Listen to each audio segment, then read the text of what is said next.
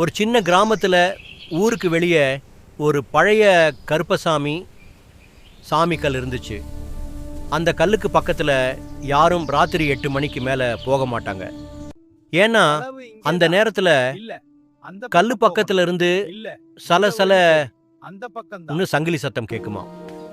ஒரு நாள் ஊர்ல புதுசா வந்த சூர்யான்னு பையன் இதெல்லாம் பயமுறுத்துற கதை தான் சொல்லிட்டு ராத்திரி அந்த வழியா போனான்.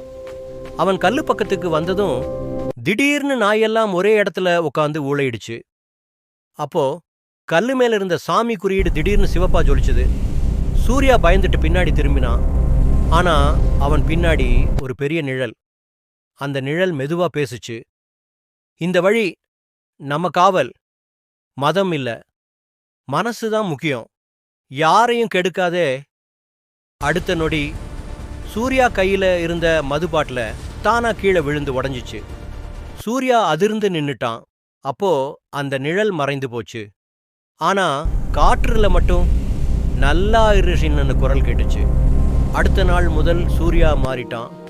அந்த வழியா போற எல்லாரும் அந்த கல்லு முன்னாடி ஒரு சின்ன வணக்கம் சொல்லிட்டு தான் போறாங்க.